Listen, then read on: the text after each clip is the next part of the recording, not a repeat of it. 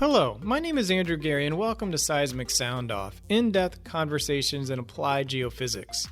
In this episode, we speak to 3 generations of mentors and mentees in the field of geophysics. I get help from SEG staff members Isaac Farley and Linda Ford as they interview Andréa Darrh, Dr. Esther Babcock, and Dr. John Bradford in discussing the process and importance of mentoring in their careers and beyond. To get started, Isaac, Linda, and I reflect on the 3 interviews, followed by Esther's, Andrea's, and John's interviews respectively. Thank you to our guests for this podcast, Andréa Darrh, Dr. Esther Babcock, and Dr. John Bradford. A special thanks to Andréa and Esther for their patience, and to John for speaking with us while at a conference. Now, for mentoring geoscience leaders. So I'm here with Isaac Farley, our digital publications manager, and Linda Ford, the student and early career advisor. So Linda, I'll just start with you. What were kind of your major takeaways from these interviews? Yeah, I think one of the things that really came through in these interviews for me is just how finding the right mentor is a process of kind of trial and error, that it begins with making connections with people, maybe by asking a question or just find a person with similar interests. In the process of making those connections, that we find those people whose skills or interests or way of being is something that's appealing to us and we want to model and learn from. Isaac, I'd throw it to you. What were some of the major takeaways you had from these interviews? I think what you just said, I found myself reflecting a lot about my own kind of trajectory and those people who have made an impact in my life. And I think it is important. I remember being a young student and navigating, a new landscape and a university that I didn't know very well and people I didn't know very well, and being able to sit down with an adult who shared common interests with me and be able to connect, that was really important. As you will hear in these exchanges, these 3 individuals have been lucky as well, but sometimes people aren't lucky. And I think that one thing that Esther and Andrea said a lot was you have to find your niche. And sometimes that requires just changing course and being willing to say, hey, I need to find the right person for me now.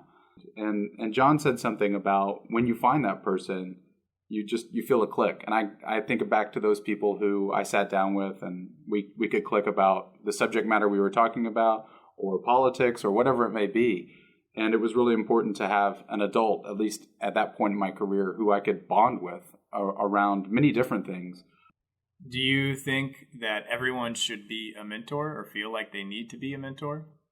I don't think so. I think that what I see from these 3, and I think it is reflected in my experiences of being both a mentor and a mentee, is that on the part of both the mentor and the mentee, it requires an openness, a willingness to engage in that kind of relationship, a readiness for it, focus on a particular kind of learning that the mentor can help with. And I think that requires some agency on the part of the mentee, willingness to ask questions, to focus on their learning and what they can gain from that kind of relationship. But it also, I think, requires on the part of the mentor a willingness to reflect and listen and share their own experiences with someone and not try to force anything on them or cause them to go in a specific direction, but to be willing to let the mentee choose their own path. Isaac, is there anything else you would like to add on reflecting on these interviews? I think, to add to what Linda said, this is a relationship. So if you're not comfortable now, or if you're not comfortable generally about being open to that personal exchange, then that's okay. Then maybe you're not the right fit for a mentor-mentee relationship. But for those who are, go for it. Gravitate towards it. Be that person for someone else. And Esther talked about that a lot too. She's putting in full days and then trying to shepherd people through putting in full days too. So that's all. It's work, but I think, as she said, it's rewarding, and it's nice to feel like you can give back to the science and to this community. Dr. Esther Babcock is a graduate of the United States Air Force Academy and received her doctorate in geophysics at Boise State University. She has participated in field campaigns in Africa, the Canadian Arctic, and most recently Hawaii. She volunteers on the SEG Foundation Scholarship Committee, a time-intensive 8-year volunteer commitment to the geophysics community. Her interview next. So Esther, to start us off, why don't you tell us a little bit about mentors you have had throughout your education and career, and how did you meet them? How have your mentors influenced you in your career? Cool. Yeah, I'd love to. And I'm actually happy to have that question because I think that they deserve a lot of credit. And so actually saying their names out loud and having it recorded feels pretty good to me anyway. Maybe they'll hear it at some point. During my undergrad degree, it was my direct advisor and then another instructor in the math department who was also on the Air Force skydiving team with me, who the first was Dr. Herzinger, and then Colonel Bergeron was the person who wasn't my direct advisor. But they were both amazing role models as well as very skilled academics, and I really learned a lot directly about my field of study from them, but also I feel observing their actions and learning deciding really how I wanted to conduct myself as an adult, since I don't think you're really an adult in college. So I'm very thankful for their help and mentoring, and I'm still in touch with both of them, so that's kind of neat all these years later. And then Dr. Bradford was my primary advisor during my PhD at Boise State, and I really cannot thank him enough. Thank you, Dr. Bradford, if you're listening to this. He is an amazing scientist and role model and professional, and I, again, learned so much from him technically, but also just watching his actions as an example and the leader. And I think that he has also directly contributed to my job status and jobs that I've had by providing letters of recommendation, and so I'm thankful for that as well. And then also I was a SEG Foundation Scholarship recipient myself, and my mentor during that time was David Mikado. I hope I'm saying that correctly. And he was just an amazing person to work with and to really be able to bounce questions off of and ask questions of someone who was completely outside of my academic realm at the time, which I found very helpful, and I'm hoping is what some students are getting from me. And he also, I won't use the word coerced, he nicely asked if I would replace him on the SEG Foundation Scholarship Committee. So that is also how I found myself here, which has given me a chance to interact with another whole realm of people, for which I'm also thankful. As you said about you kind of talked about your mentors and how they're kind of spread throughout different areas. So your work also engages wide groups of stakeholders, from state and local government officials to colleagues in industries to industry and university students. How has mentoring helped build bridges across those sectors, for-profit, nonprofit, government, and so on? Yes. I feel as though I started in industry and now I'm in a government role, which I love my job, but I also feel as though having had those contacts in industry helps me direct and gives me opportunities to make connections between people, between my students and other people. And also I hope that having had those industry connections, I can be perhaps a positive role model or impact on people who might be looking at the move between industry and government, because that is a big decision. I spent a lot of time thinking about that and about where I wanted my career to go. I'm also really thankful to have had and continue to have the chance to build bridges and make connections from science to policy. I think it's really important for me personally that my science has some sort of greater impact, and the way I see that being enabled is through policy decisions that impact our natural resources, and I think that has been an important connection for me to make, and something I try to impress upon the students who are interested that I'm mentoring. So yeah, so that's been really good. And then even lately, just having connections to the academic world and to industry, it's neat to find different ways to help people. For example, I had an academic colleague who was in remote Alaska who was having problems with her field equipment, and she called me from the middle of nowhere on a very sketchy phone connection, and I was able to talk to an industry connection I have here in town and get equipment shipped overnight to her that she could use the next day in this time-sensitive situation. So it's been really neat for me as I've grown as a professional to see my network growing and to see how I can leverage those network connections into helping people. I really like solving problems and helping people, so it's been really, really neat for me. That's great. The kinds of connections that you're able to make in the various sectors of the geophysics world. I don't think all mentors are really comfortable with having mentees in different locations. Why is it important for you to do that, do you think, to engage mentees and peers from around the world?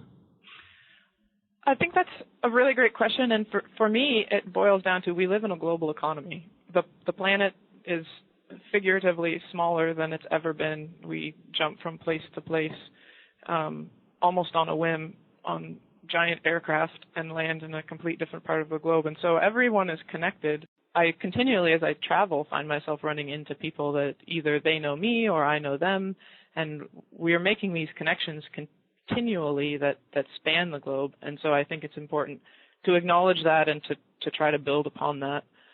I understand why people have difficulties with having mentors in different locations. It does present some constraints as far as just being in different time zones and finding, if someone wants to actually talk to you, finding time to do so. But as far as email communication, it really doesn't bother me at all. And in fact, it's kind of nice to know that there is kind of a time gap. Often we write emails in this world and wonder if we should expect or we do expect an instant or quick response. But when people are asleep when you send the email, you don't have to worry about it at least until the next day.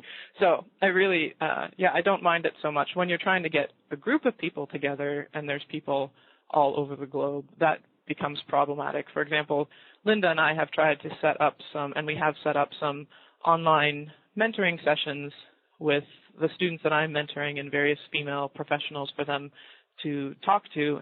And we've had some success with that, but also some difficulty as far as coordinating schedules and times when people are on completely different time zones, and also just the technology behind getting a large group of people together on the internet can sometimes be a little bit painful. But yeah, I think one other thing I would say that impacts that is there are constraints of language and culture that I have found can be difficult. Even as something as simple as we take for granted in our culture, such as immediately knowing someone's gender by their name. But when someone has a name that is foreign to you, you can't identify their gender right away, and so that can feel difficult. And also, we are all trying to communicate usually in English, and some people's English skills are different than other people's, and so that can sometimes also create a barrier to communication. But in general, I found it possible to work through these things.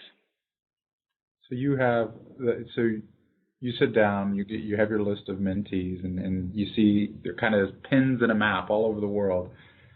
Now you're ready to begin the mentoring relationship. It may not happen quite like I've just described, but how do you and these students, mentees that you're working with, how do you determine what you hope to accomplish in the relationship?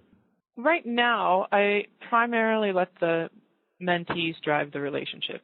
I think this is a constraint of having taken on a larger group of students who are primarily chosen through my interactions with the scholarship committee itself. And so for me, I often when I start that relationship, when I throw my pins in the map figuratively, I don't know much about these people, and I don't know what their goals are and what they are hoping to find in this relationship. And I prefer, in general, to let them drive the conversation. So normally I introduce myself and I say, hey, I'm here to help. I would like to start off this relationship. I tell them about myself. I ask for at least an email telling me about them. And then I pretty much say, hey, you can expect, what I generally say is you can expect at least an email a month from me to check up on you. If you email me more, I will email you back with some constraints, and I'm open to talking on the phone. But I have not yet presented any direct career or academic related questions to them. My only direct question usually is, tell me about yourself, which is fairly open-ended, so gives you some place to go from there. And people come back with a range of questions. So some of these students are interested in career advice. They're at that point where they're trying to choose internships, or they're trying to figure out what their job strategy is, or whether they should stay in academia. And other people are looking for almost kind of course advice as far as their academic world. And I try, there's kind of some limits, I feel. I try to stay out of the technical conversation, often because these students are working in career fields that are not my technical expertise, and academic questions are more the responsibility of their advisor or whoever is their source of technical expertise.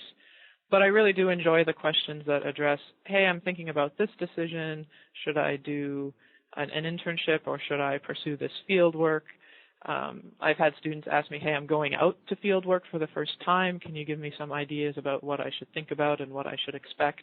So there are a wide range of questions that I enjoy helping people with that definitely fall, outside the technical realm.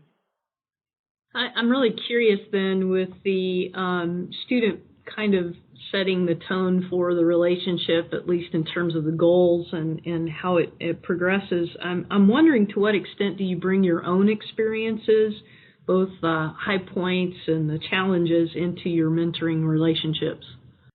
Yeah, I find that actually pretty easy to do, and I think that's almost what the role of the mentor centers in on, and that's why it's so important to choose a mentor, and I think it's right for people to move on to a different mentor if they're not finding the answers they need, because my background and my goals and my path to this point all shape what advice I give other people. So, for example, if someone's asking, hey, should I go pursue a job or should I go pursue graduate school? Well, I remember having had that same discussion with myself, and I know what I chose, which was obviously graduate school, but I also know that I have strong feelings now that that's not necessarily the best track.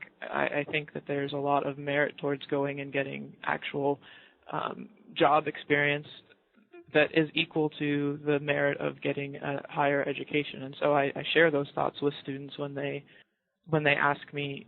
I will backtrack one second and say that I have had the chance to do technical mentoring in my job with people who are actually in my office, for example, or when I was in industry who were my subordinates. So in that case, it's kind of a borderline. At times I felt like I'm a supervisor, and at times I felt like I'm a mentor. And so I think there may be overlap there, or maybe you operate in different capacities with different people who are all kind of your subordinates. But I do enjoy technical mentoring as well, but it's much different. It strains the brain a little more.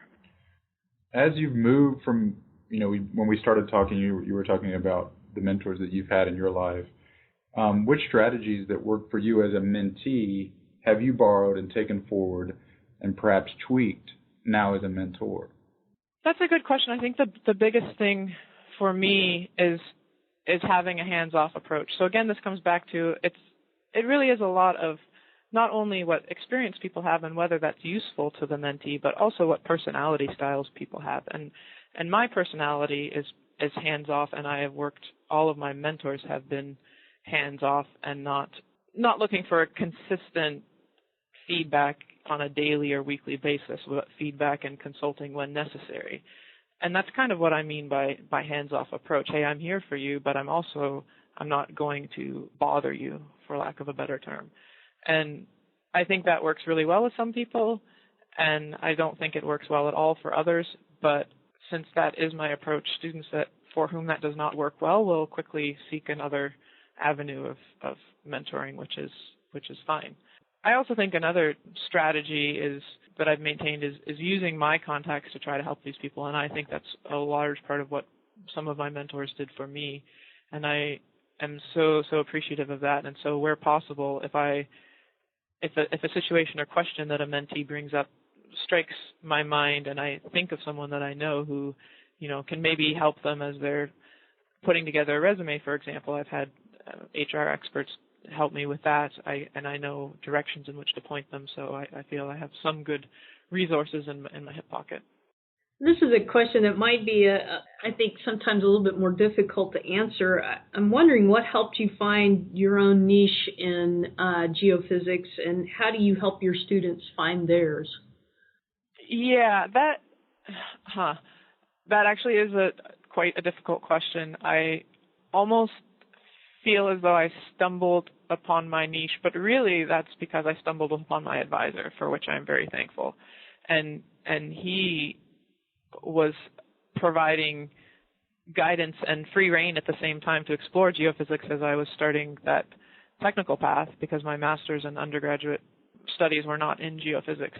And so all along the path, from technical guidance as my advisor to career advice as I was getting ready to graduate, to providing references, as I already mentioned, Dr. Bradford has really contributed immensely to my success, if you would like to label it such. And I think for my students, finding their niche, I think, honestly has not really so much come up. I feel as though that's something they're exploring in their technical classes, but in some ways it does come up in that they're seeking guidance on internships, to go back to that example, and it's easy to see what their questions are and how that might relate to areas where they would be happy, which I guess is what a niche is all about, and areas that they might not find so stimulating. So I don't think I've ever directly addressed that question, but I think it's a byproduct of other questions that are addressed. To all those professionals out there who might be considering a role as a mentor, can you tell them what you have gotten out of this experience?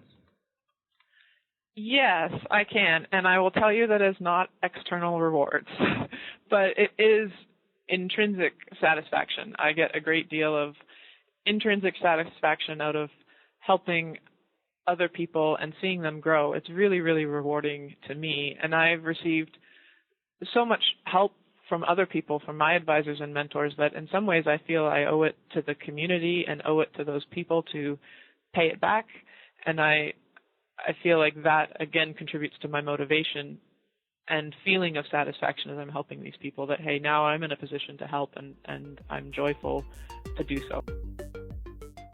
Andréa Darrh is a geophysics major at Texas A&M University, where she is a member of the Texas A&M student chapter of SEG. She is currently doing research with Dr. Mark Everett on using controlled source electromagnetics, CSEM, to develop code to test and evaluate geological models of the variety of possible subsurface conditions beneath Upheaval Dome. Her interview next.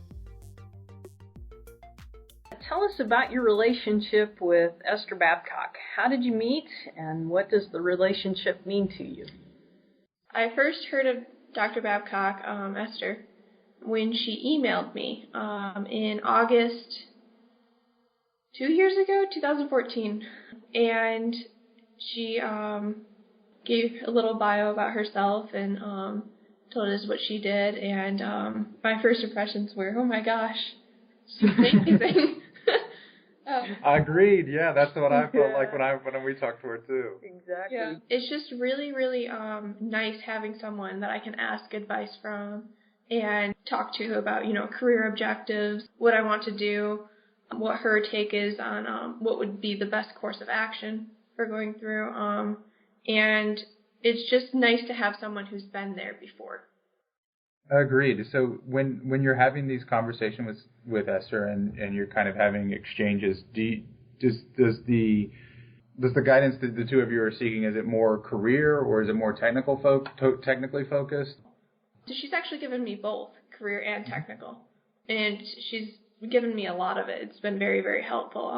Some instances of this is career-wise. I was invited to do some work in Mexico at one point. But the issue is if I did work in Mexico, then I wouldn't have been able to do an internship. I didn't know what to do at that point, so I asked Esther, and she suggested that since I do a lot of research as is right now, it would be more in line for me to do an internship, and that would be better for me later because I would get more real-world experience. And so that was career. And in technical, she's actually helped me when I first went out. The first time I ever went out to do research, I mentioned that I was going to be doing GPR, which is one of her specialties. So she sent me an intro on the theory to GPR, which was awesome and amazing. And she's just given me so much help. So it's just been amazing. How has your thinking about or love of geophysics evolved as you've been kind of connected to Esther? It sounds like you and her kind of your interests within the science align. Can you talk about that a little bit? Yeah, no, I'm very lucky to end up liking the same, general area that she specializes in. So I'm very lucky in that respect.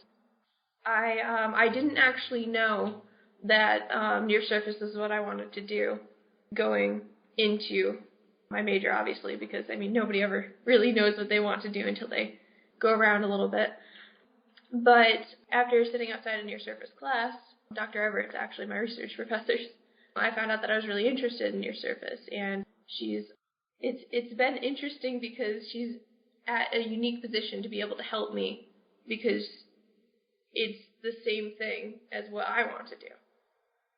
This might be a good point to also state that you're an SCG scholarship recipient, 3 years running now. Congratulations on that, Andrea. That's quite an achievement. So since your freshman year, you've been an SCG scholarship recipient. And that is the primary way in which you and Esther became connected, and also kind of creates a bit of a unique relationship for you. You're in school in Texas, and Esther's working in Alaska, living there as well. So how has your relationship been shaped by your locations? Yes. So obviously we've never met face-to-face. We've only Skyped, which has been really, really interesting, actually.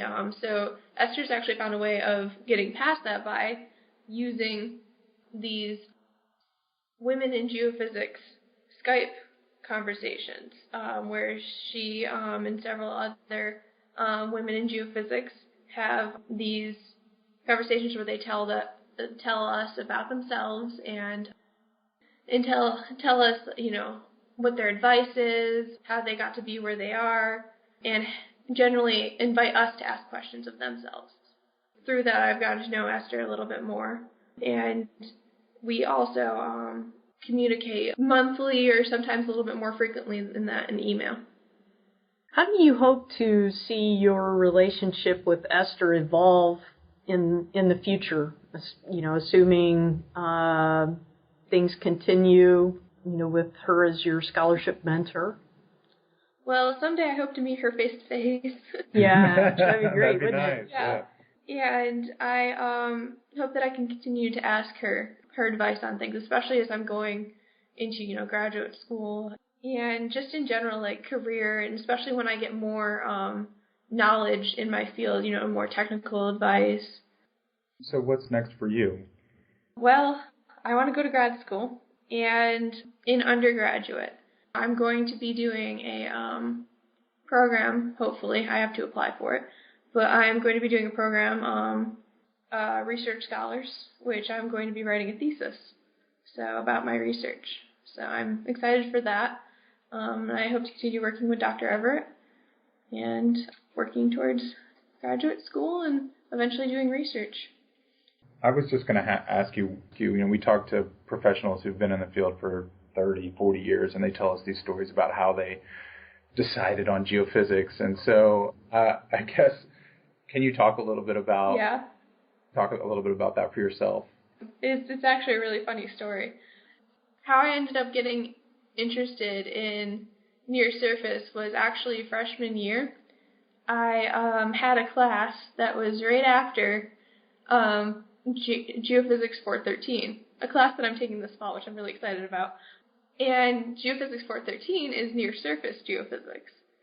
And Dr. Everett was actually teaching, Dr. Mark Everett, he was actually teaching this class before my class. And since I was very scared my freshman year, I came an hour early because I was terrified that I was going to miss this class. So I actually sat there and I was like, wow, this is really, really interesting. And so I kept coming an hour early every single time to this class, and I barely understood what was going on, but it was really interesting. And so I was talking to the professor that I had of that class, Dr. Newman, and she was like, well, then why don't you try to get involved in research? And so I asked Dr. Everett if I could join his research team, and he let me join. I was very shocked. So, and I've been in his research group ever since first semester of freshman year. Ever since then, I've just been getting more and more excited about, near surface and electromagnetics, and just the more exposure I have to it, the more I'm learning from it. And I can imagine a professor who has a student just show up, not actually taking the class, but listen in, would be thrilled to add that person to the research team. Dr. Everett's been great. One of the best things he ever told me was, if you don't love doing it, then don't do it. Because, as an undergraduate, if I'm not enjoying it, then why should I do it?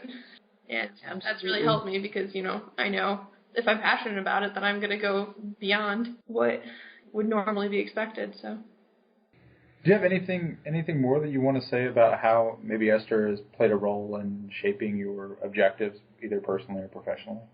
Yes.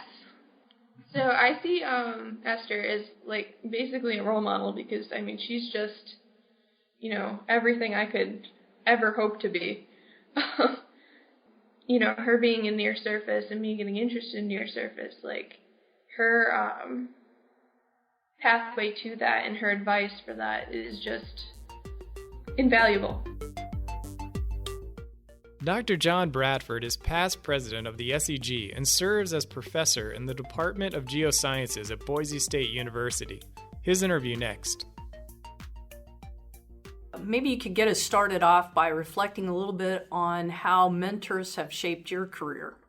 Well, I could think of several ways. I had thought about this a bit, and there have been really three different individuals that I could point to as mentors at different stages in my career that affected me in a significant way. The first was my graduate advisor, one of my graduate advisors, Manik Talwani, and I worked with him both in the academic setting as my graduate advisor and also as a research scientist in a corporate-funded research lab that he was the director of while I was a graduate student. So I had an opportunity to work with him in a couple of different sort of settings at the same time. The second would have been Jack Pelton, who was the director of the geophysical research group that I joined when I became a research faculty member after I completed my PhD.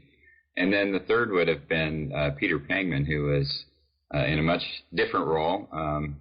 But in my first turn on the SEG board, Peter was the associate executive director for SEG, and I think I gleaned a lot of knowledge and wisdom from him in that role as well. So three sort of very different stages in my career and three very different roles. There was one thing that all of these individuals shared, or several things that all of these individuals shared, which maybe is what attracted me to seek them out and seek their advice out. All of them had the personality trait of not overreacting when a situation became difficult or stressful. Taking things calmly. When you got into a heated discussion, they could just be level-headed and try to look at the situation objectively and take a rational approach to addressing whatever the problem or issue was. I've tried to emulate that sort of management style in my own practice, and certainly haven't been able to do that perfectly all the time, but I have done my best to try and recreate that.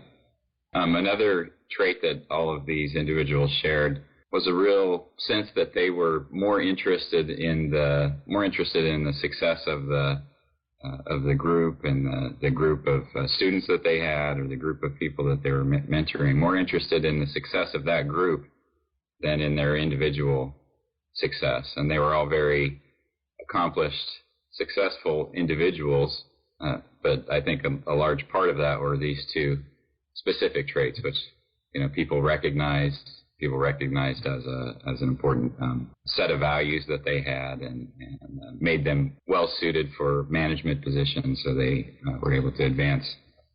Thank you, John. I appreciate the reflections that you've had and shared with us there from the mentors who have shaped your life.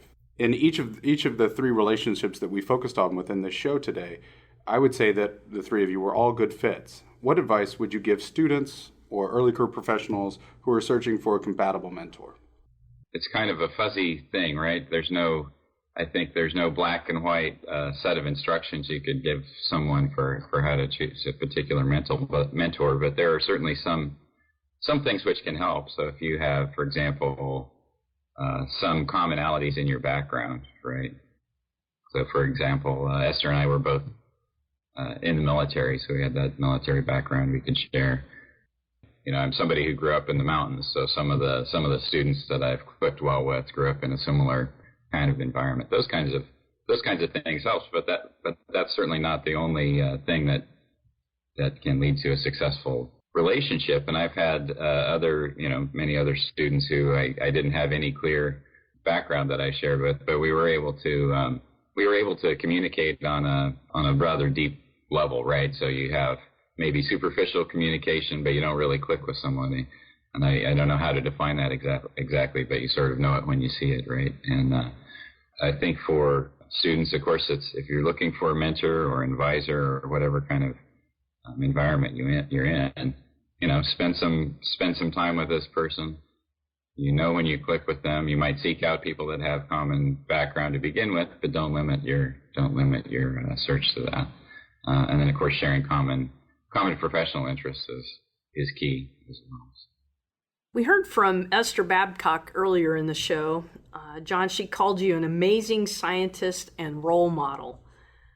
Aside from glowing accolades like Esther's, how would you say you've benefited from the mentoring process? So it sort of goes both ways. So, I've benefited a lot as a mentor from my mentees, I would say. I don't go through a single experience where I'm the mentor and I don't learn something from that mentee. So there's an exchange of experience and an exchange of understanding that goes both ways throughout that relationship. For example, we talked a little bit about when you might try to find, or what traits you would seek to try and find a mentor if you're looking for one, or what makes that a good relationship. And sometimes it's not the best relationship, and in academia, many times we are assigned to a mentor-mentee relationship, and you don't really get to choose who that person is, and sometimes it doesn't click very well.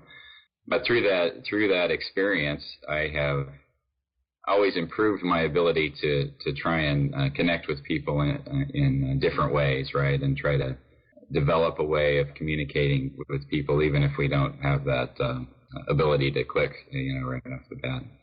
On the other side, as a mentee, I've learned when you observe something about a time when your mentor is doing something that you want to emulate, there's just sort of a sense that that's really what I need to be doing. This is a way to interact with somebody, and I really want to try to do that. It's not a very clear way to explain it, but it's sort of finding a path or seeing a path to better yourself, right? Improve the way that you interact with people, to find a better way to express yourself. And when that clicks for you, there's just I think there's nothing really like it, and gives you something new, a new goal to strive for, a new way to try and improve yourself. So during our exchanges with Esther and Andrea, they both spoke about how a professional mentor provides both technical and professional guidance. John, I'm curious how mentoring on a university campus may be different or similar to mentoring within a corporate, nonprofit, or government environment? A few years ago, I don't remember how long ago it was, one of my colleagues made the observation that the reward system in academia is almost entirely based on individual accomplishment. Whereas the reward system in the corporate world, I think, is a bit different. Certainly there's an element of individual accomplishment, but there's much more value placed on group accomplishment. And that creates a different culture that you can definitely sense if you have a foot in both of those worlds. And I think it also changes to some extent the mentor-mentee relationship. Another piece that's different that I had described earlier is that in academia, you don't necessarily get to choose who your mentor is or mentee. You're maybe a little bit more restricted. And I also think another difference is in the academic setting. You know, the level of the experience level is even broader probably than it is most of the time in a corporate kind of relationship. Now, beyond that, I think that they're very similar, right? So in the corporate world, maybe the reward system or the relationship between a mentor and a mentee is maybe more monetary, or maybe getting a promotion. Oftentimes, it might just be getting more responsibility. The academic setting, it's not typically monetary, but getting more responsibility, getting a degree, you know, those are all of the things that you're trying to help guide someone towards. And even though those are very different sorts of things, I think the practices, the way you go about trying to accomplish those things effectively are very similar. In academia, I think because of the way it's structured, and because you don't necessarily get to choose your mentor, and every person who is on an academic faculty is really required as part of their job to be a mentor, but not everyone has the right skill set to do that effectively. And I think that people can sometimes get into difficult situations because of that. And again, I understand that situation can also happen at times within the corporate world, but I think it's maybe a little less prevalent there. In general, though, it's just like good writing or any sort of practice where you're trying to relate to other people. The skills, the things that you practice, the way you interact, the sort of empathy that you can show, and the way that you bring your experience to helping a junior person, I think is the same. Many of SEG's student members, I think their first mentoring relationship is maybe with a professor or advisor on the university campus. And I think especially in light of the differences that you name in the kind of mentoring that happens, or the differences in mentoring in the corporate environment versus the academic environment, I'm wondering if you could reflect a little on how a professional society like SEG can complement and build upon these relationships for students and to benefit the larger scientific community. Well, there are a couple of ways, and I think one way that a professional society helps the mentoring relationship is a young person, whether it's a young professional or a student, they have opportunities to interact with a much larger group. So that would include, having the opportunity to take on leadership roles and perhaps acting as mentors to more junior people much earlier in their careers than they might either in the university setting or in the corporate environment. And on the other side, just seeking out interactions with very high level professionals in your chosen field who you probably wouldn't have an opportunity to interact with in another setting. So it provides those sorts of opportunities. And the other thing that it can help with is providing another avenue of mentorship, particularly for students or young professionals that are in a situation like I described before, where maybe they're sort of forced into a mentor-mentee relationship. At seg.org/podcast, you will find all Seismic Sound Off episodes. Please subscribe to Seismic Sound Off on iTunes or wherever you listen to podcasts. If you enjoy the show, review us on iTunes. Your reviews will help others find the podcast. 2017 will find Seismic Sound Off exploring upcoming special sections in interpretation and the leading edge, including full waveform inversion and remote sensing. We also will highlight Geoscientists Without Borders and bring you the newest SEG book authors. Season 1 of Seismic Sound Off is sponsored by the SEG Wiki, home to hundreds of biographies of key geoscientists, geophysical tutorials, and core content from the science of applied geophysics. Visit wiki.seg.org to learn how you can grow the world's first online geophysics encyclopedia. Original music by Zach Bridges. Special thanks to Isaac Farley and Linda Ford for working so hard on this episode. And thank you for listening. This is Seismic Sound Off, signaling off.